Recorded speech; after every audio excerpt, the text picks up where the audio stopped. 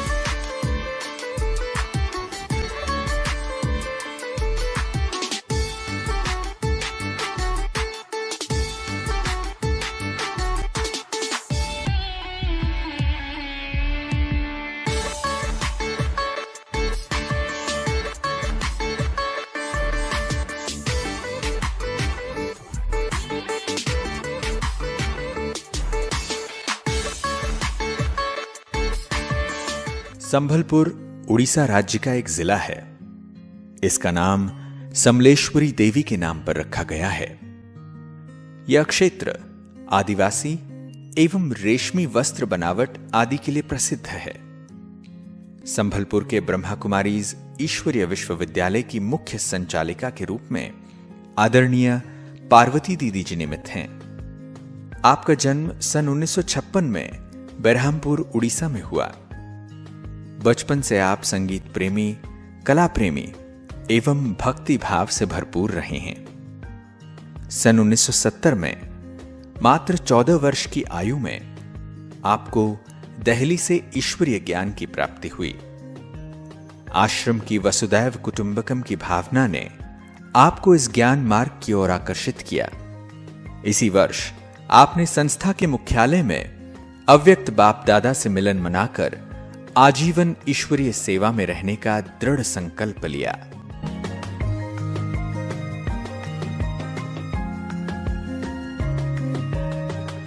सन 1973 से कटक, भुवनेश्वर, बेरहामपुर, बारीपदा, पुरी, कोलकाता आदि स्थानों पर सेवा देते हुए सन 1981 से संबलपुर में स्थायी रूप से अपनी सेवाएं दे रहे हैं। समाज में ईश्वरीय संदेश देते हुए आपने शांति दूत साइकिल यात्रा, बाल विकास शिविर, clean the mind, green the earth, महिला सशक्तिकरण इत्यादि अनेकों कार्यक्रमों का आयोजन किया। आप संदेशी दादी, निर्मल शांता दादी एवं सभी वरिष्ठ दादियों की सदा ही आज्ञाकारी बनकर रहीं। वर्तमान समय दीदी जी के नेतृत्व में 40 सेवा केंद्रों, 700 गीता पाठशालाओं में 100 टीचर बहनों के विशाल संगठन के साथ 15,000 से भी अधिक ब्राह्मण कुलभूषण दीदी जी की ममतामयी अलौकिक पालना का अनुभव कर रहे हैं।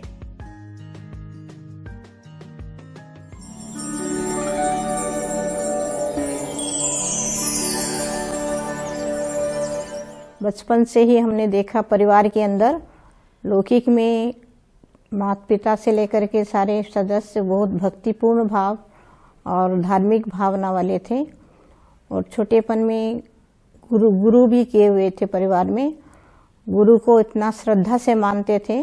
घर में हर सप्ताह में सत्संग होता था, काफ़ी लोग आते थे तो हम भी उस सत्संग में बैठते थे। लेकिन अचानक समय के साथ साथ उम्र जैसे बढ़ता गया, उसके साथ हमारे लौकिक के अंदर दूसरे एक भाई थे, दो भाई CS राव, सूर्या राव, वो दिल्ली में सर्विस करते थे। तो उन्होंने वहाँ पर एक बहुत बड़ा म्यूज़ियम में जा कर के देखा। म्यूज़ियम में बहुत अच्छा वहाँ पर ज्ञान की समझाने दिया जाता था। तो उनको बहुत अच्छा लगने के कारण तो राव भाई ने खबर दिया कि आप लोग गर्मी की छुट्टी में माता के साथ भाइयों को लेकर के हमारे साथ पास आना। तो हम लोग दिल्ली गए थे। दिल्ली में 1970 में वहाँ पर जैसे पहुँचे, भाई की बुलावा के अनुसार ही गए थे, लेकिन गुरु की दीक्षा इतना निष्ठा से हम लोग कुछ मंत्र पढ़ करके कुछ इष्टबुद्धि बोलते हैं, कुछ दक्षिणा पैसा भी डालते थे, वो ट्रेन में जाने पर भी करते थे। वहाँ भी जाकर के दिल्ली में जैसे पहुँचे, भाई को देखा, भाई की सात्विकता, भाई की स्वच्छता देखते ही आश्चर्य लगने लगा, क्योंकि भाई भी इस गुरु की दीक्षा लिए हुए थे, वो कोई मंत्र वंत्र नहीं पढ़ते थे। तो वहाँ पहुँचने के बाद घर में भाई खुद ही खाना बना करके हम लोगों को खिलाया।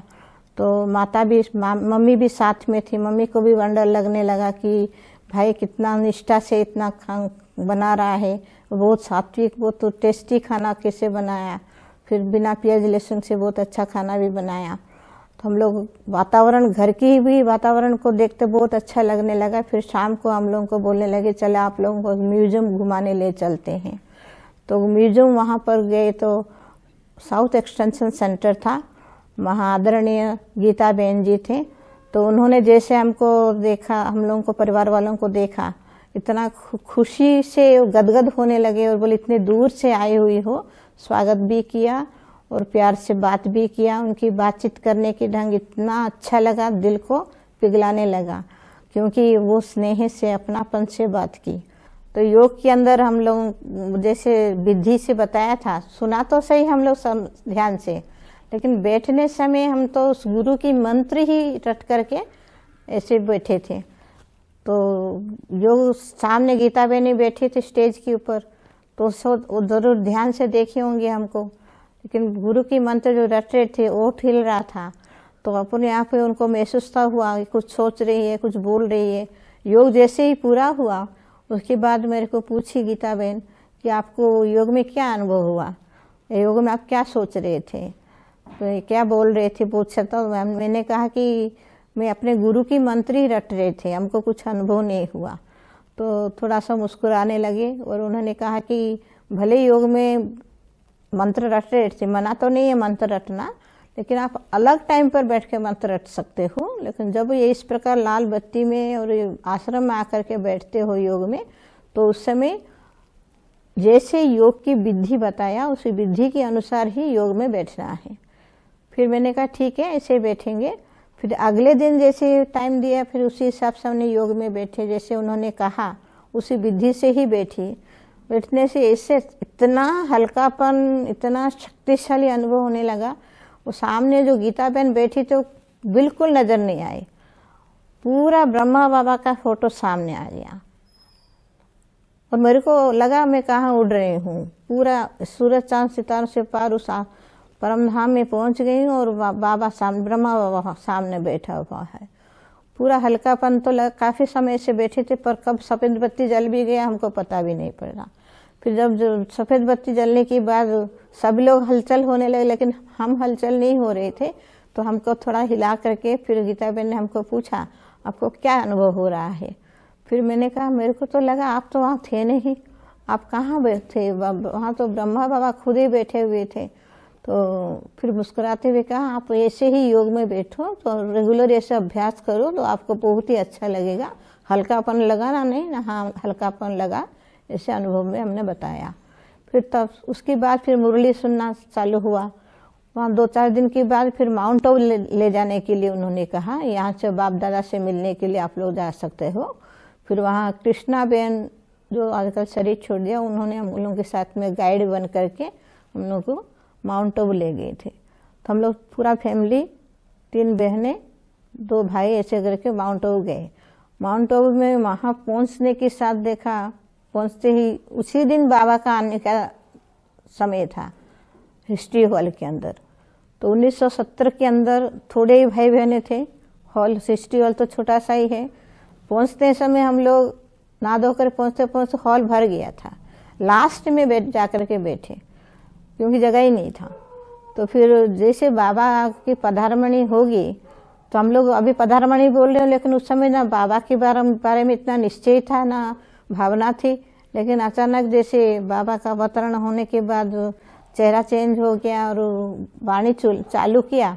तो वाणी में सबसे पहले बाबा ने कहा कि जो उड़ीसा से बच्चे आए हैं वो कहाँ हैं, उनको सामने बुलाओ। इतना बोलते ही हमको तो स्पष्ट आश्चर्य होने लगा कि दादी जी तो हमको जानते नहीं, बाबा तो अभी बोल रहे हूँ, लेकिन दादी तो जानते नहीं हमको, हम लोगों को तो पहचानते नहीं हैं। फिर उड़ीसा से आए हैं, उनको कैसे मालूम पड़ गया कि उड़ीसा से आए हैं, सामने आओ। क्वेश्चन मार्क आया मन में। फिर भी हम लोग हम लोगों को लेके गए, हम लोग आगे बैठे। उसके साथ साथ वाणी चलाया, जैसे बाबा ने वाणी के अंदर इतना सुंदर शक्तिशाली वाणी चला कि निश्चय बुद्धि के ऊपर बच्चों को अभी तक निश्चय नहीं हो रहा है भगवान आया है नहीं आया है। भगवान को परखने के लिए भी बहुत प्रकार के प्रयास करते हैं।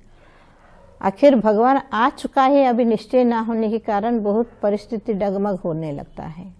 तो इस प्रकार निश्चय बुद्धि के ऊपर जो पॉइंट चला, मुझे लगा कि मेरे मन में जो क्वेश्चन था, भगवान है या नहीं उनको मालूम नहीं है, लेकिन सचमुच मेरे अंदर के सवाल के अनुसार वाणी चला रही है, तो मेरे अंदर की बातें इनको कैसे मालूम पड़ा। फिर धीरे धीरे वाणी पूरा होने के बाद फिर बाबा ने खुद ही कहा कि जो उड़ीसा से बच्चे आए हैं सामने और नज़दीक आ जाओ।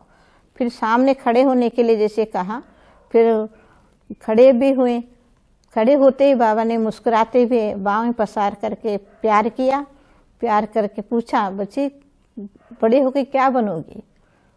फिर उस समय तो ना पहचान थी बाबा बोल करके, भगवान बोल करके, फिर भी लगा कि खुशी के मारे, प्यार के मारे, स्नेह से आंसू भी आ गया आंखों से और रोम खड़ा हो गया पूरा, और तुरंत मुख से निकल गया कि मैं आपकी सेवा में होंगी। तो बाप दादा ने मुझे कहा कि विश्व सेवा करोगी ना। फिर मैं तो हाँ बोले, लेकिन उस दिन में बाबा ने कहा कि बच्ची आपके द्वारा बहुत कुछ सेवा होने वाली है, आपका चरित्र, आपका जीवन बहुत श्रेष्ठ से श्रेष्ठ बनने वाली है और आगे बढ़ते रहो। इतना जो वरदान दिया, मेरे को उस समय वरदान बोल करके मालूम नहीं पड़ रहा था, लेकिन सोचा कि श्रेष्ठ से श्रेष्ठ जीवन कैसे बनेगा। और उसके साथ साथ वो संकल्प लेकर के जैसे मैं फिर उड़ीसा पहुंची परिवार के साथ। फिर मुरली तो दिल्ली से भैया भेजते थे, पढ़ते थे हम लोग। लेकिन सबसे बड़ी पॉइंट है, घर के अंदर बाकी सदस्य कोई भी इस ज्ञान को नहीं मानते थे। हम लोग का लंबा बड़ा परिवार है, 6 भाई 6 बहनें हैं। तो 6 भाई में से और 2-3 भाई जो भी हैं, उस कोई भी ज्ञान को नहीं मानते थे। बड़ा भाई जो थे वो राव भाई, वो ही ज्ञान में चलने के कारण, उनकी कारण ही चलते थे। लेकिन बाकी जो नहीं चलते थे वो मुरली पढ़ने भी नहीं देते थे, बहुत विघ्न डालते थे। तो मुरली कहीं फाड़ भी देते थे और छुपा भी देते थे। खाना पीना भी, मम्मी भले खाना बनाने के लिए जाती थी तो घर के अंदर भाभी रहती थी, तो भाभी भी खाने में कुछ प्याज लहसुन भी मिक्स कर देती थी, बहुत प्रकार के अड़चन डालते थे। वो विघ्नों को भी हम लोग स्ट्रिक्टली साइड करके, सामना करके, फिर उसके साथ साथ बाबा के नियम के अनुसार ही हम लोग चलते थे। नियम प्रमाण चलने के लिए हमको बहुत ही अच्छा लगता था छोटेपन से। लेकिन भैया एक बार एकदम जिद्दी पकड़ने लगा कि अगर इस प्रकार तुम लोग इसे संस्था के अंदर चलते रहेंगे, नियम धारणाओं में रहेंगे, तो घर में नहीं रह सकते हो, घर से बाहर निकलो। तो भैया बोलने के साथ साथ भाभी को भी सपोर्ट मिल गया। तो एक दिन ऐसा समय आया तो उन्होंने जिद्दी से बोले कि आप लोग मुरली पढ़ रहे हो, लाल बत्ती जला करके योग लगा रहे हो, माना यहाँ से नहीं रह सकते हो, यहाँ से हटो। फिर हम लोग ज़बरदस्ती किनारा हमने ठेल करके ही गेट से बाहर निकाल दिया। तुम 3 बहनें और मम्मी, चारों जने गेट के बाहर बैठे रहे। मम्मी को थोड़ा दुख तो लगा, रो भी रहे थे, उनकी रोना देख करके हम लोगों को भी थोड़ा थोड़ा दुख लगा। फिर भी हम लोग हिम्मत रखे, कुछ भी हो जाए हम लोग घर के अंदर नहीं जाएंगे, घर भले छोड़ेंगे लेकिन बाबा के नियमों को हम भंग नहीं करेंगे, हम लोग धारणा पर चलेंगे। ये निश्चय करके सारी रात वहीं बैठे रहे। और एक भाई था, वो हाउस सर्जन था, रात की ड्यूटी थी, नाइट ड्यूटी, हॉस्पिटल में थे। तो रात सुबह सुबह जैसे वो घर में आकर के पहुंचे देखे तो रात सारा लोग बाहर क्यों बैठे हुए हैं, क्या बात है। उनको भी अच्छा नहीं लगता है ज्ञान, फिर भी ये जो सीन देखा उनको अच्छा नहीं लगा और आकर के भाभी को दरवाज़ा खटखटा करके फिर भाभी को भी बहुत डांटा, भैया को भी बहुत डांटा। फिर उस प्रकार उनको भी तो थोड़ा सा समझाया। उसके बाद उनको भी रियलाइज हुआ कि ऐसा करना ठीक नहीं है। मैंने इस प्रकार कुछ विघ्न भी घर में बहुत आया। विघ्नों को क्रॉस करने के साथ साथ मन के अंदर एक दृढ़ निश्चय था, हर हालत में बाबा के हाथ और साथ पकड़ करके आगे बढ़ना है, नियमों को हमको तोड़ना नहीं है। एक बल, एक भरोसा, एक विश्वास था। उसके साथ 2 साल के बाद जैसे कटक में आश्रम खुलता गया, खुलना के लिए उद्घाटन के लिए अपनी आदरणीय निर्मल शांता दीदी की तरफ से ऑफर आया। अपना राव भाई ने ही निमित्त बन करके उड़ीसा के अंदर सेंटर खुलने के लिए निमित्त बना। तो उस समय कटक के लिए कमलेश बहन और सत्यवती बहन, रानी बहन, ऐसे करके 3-4 बहनें भी आई हुई थे। उन दिनों में हम लोग छोटे छोटे भले थे, लेकिन फिर भी उड़ीसा के अंदर हम भी लोग ज्ञान में चलने के कारण भाई हम लोग को लेके गए थे। उद्घाटन भी हुआ, बहुत अच्छा प्रोग्राम भी हुआ, लेकिन हम लोग का एग्जाम पूरा नहीं हुआ था। मैं फिर वापस आ गए। फिर उसके बाद सुशीला बहन वहाँ पर रह गए और मैं थोड़े दिन के बाद 6 मास के बाद फिर वापस चले गए कटक में। तो शुरू में कटक में वहाँ पर सेवा उड़िया भाषा में समझाना आदि करने का सेवा का चांस मिला। मीठी आदरणीय कमलेश दीदी की तरफ से भी काफ़ी हमको सहयोग मिला, उनकी पालना भी मिली। कई सेंटरों में उनकी कनेक्शन की सेंटर की तरफ से हमको सेवा करने का चांस मिला, जैसे कि ढेंकानाल है या भुवनेश्वर है या अनुगुल है, आदि बरीपदा है, वालेश्वर है, पुरी है, बरमपुर है। आज सेंटरों में सेवा करते हुए फिर जैसे कुछ दिन के बाद बरमपुर में सेवा जैसे कर रहे थे तो वहाँ से ही हमको मैसेज आया निर्मल शांता दीदी की तरफ से कि आपको संबलपुर जाना है। तो 81 मसीहा के अंदर सन 1981 में ही अचानक दीदी ने यहाँ पर रक्षाबंधन पालन करने के लिए भेजा था संबलपुर में। तो आपको 15 दिन के लिए नहीं, सिर्फ रक्षाबंधन पालन करके ही आना है और कुछ नहीं, 2-3 दिन के लिए जाना है।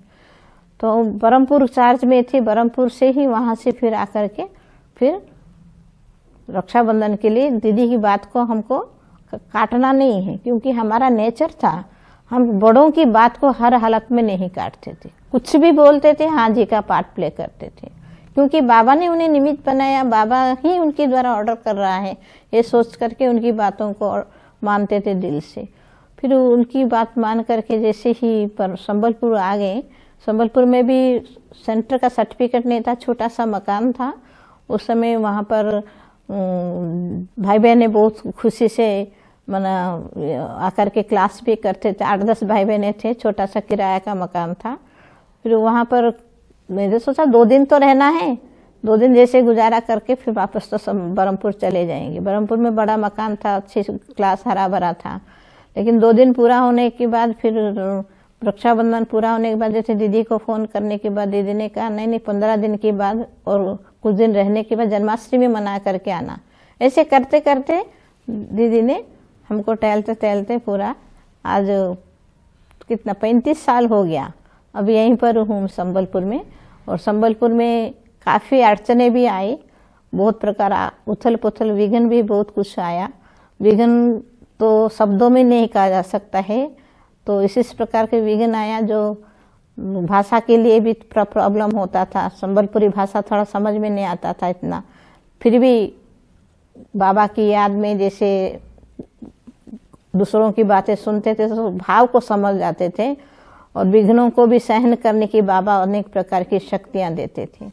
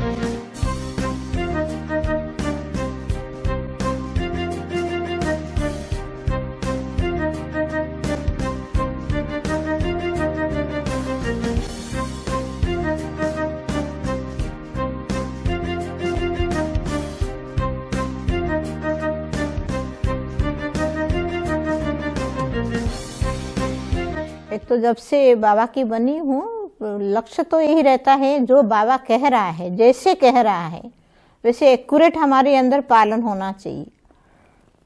चाहे धारणा के लिए हो, चाहे सेवा के लिए हो, चाहे योग के लिए हो, क्योंकि भले चलते हैं, लक्ष्य रखते हैं, फिर भी थोड़ा बहुत ढीलापन कहीं ना कहीं किसी न किसी रूप से हो जाता है।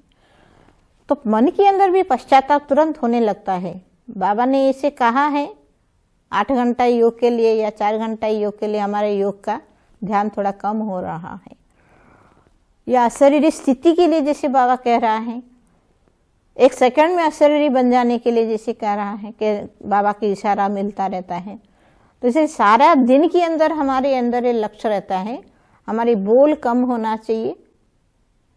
जितना बोलते हैं बोलने का जो शक्ति जो जा रहा है, बोलने की शक्ति को कम करने के साथ साथ बीच बीच में अशरीरी होना है। इसलिए लक्ष्य ये रहता है योग शक्ति को हम कैसे बढ़ाएं।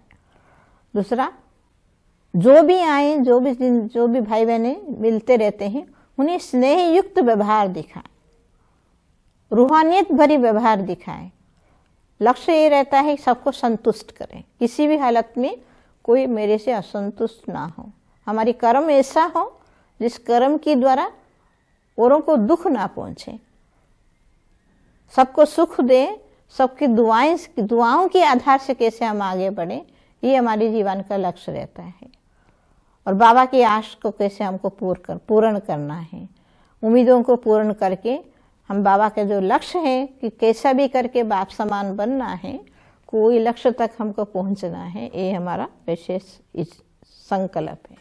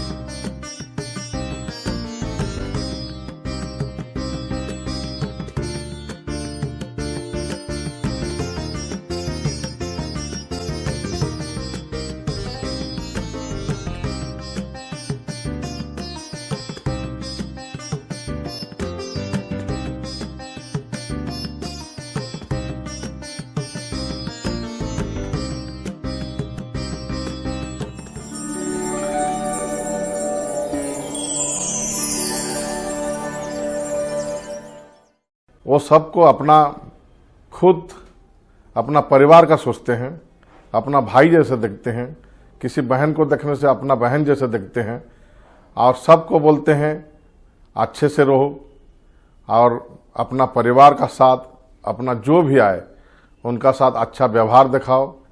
बचपन से ही पार्वती बहन का एक बल एक भरोसा, जो भी कार्य करती है एक दृढ़ता से, और सबसे अच्छी गुण है परखना और निर्णय करना।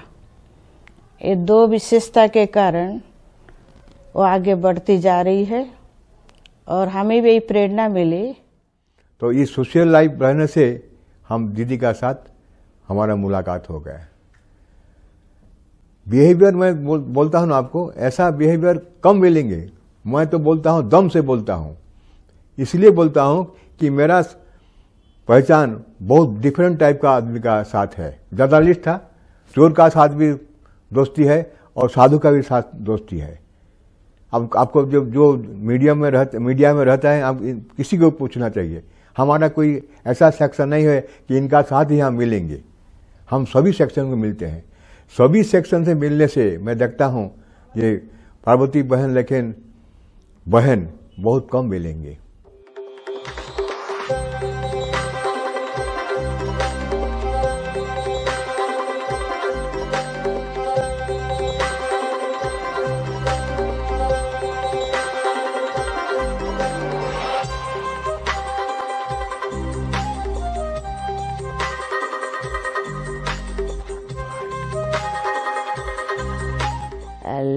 कोई भी काम दीदी कराते थे तो उनको एक्यूरेट चाहिए, एक्यूरेसी उनके अंदर बहुत अच्छी एक विशेषता है, मुझे बहुत अच्छा लगता है। और मुझे एक्यूरेट बनाने में ही उनकी मुझे प्रेरणा मिली। दीदी कोई भी काम करती थी, थोड़ा भी अगर गलती हो जाता था तो उसमें दीदी ऐसे प्यार से, प्रेम से बार बार ध्यान खींचवा के एक्यूरेट करा देते थे। मैं उनसे जो देखता हूँ कि उसका सहन शक्ति बहुत है। जीवन में बहुत कुछ परीक्षा आया है, लेकिन वो बहुत आसानी से उस परीक्षाओं को पास कर लिया है और हमको भी आगे बढ़ाने के लिए बहुत प्रेरणा दी है। दीदी के लिए 2 पंक्तियाँ कहना चाहेंगे। दीदी, आपका मिला जो रूहानी प्यार, भाने लगा हमें ये ईश्वरीय परिवार। आपसे सुनकर ज्ञान की झंकार, आपसे सुनकर ज्ञान की झनकार। उलझन में भी हमें राह मिलती रही बार बार, उलझन में भी हमें राह मिलती रही बार बार।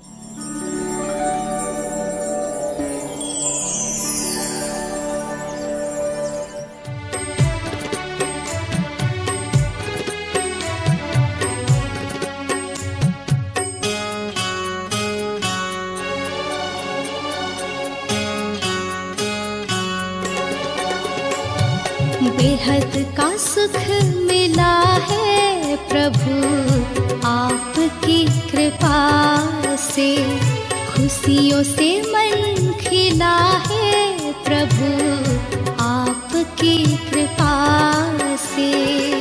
जीने का मर्म देकर जीना हमें सिखाया, हमको तो अपने ही हमसे है मिलाया।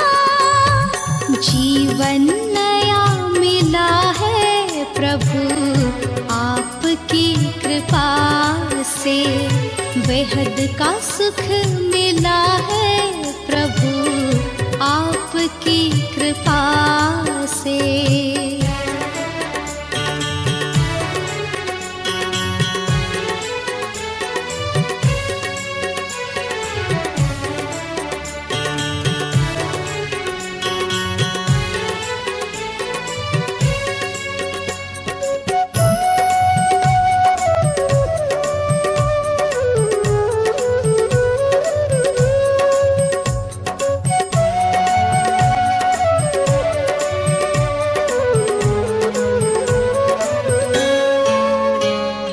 युग युग से ढूंढते थे मिल जाओ सच्चे साथी, पर नयनों के दिए में ना तेल था ना बाती।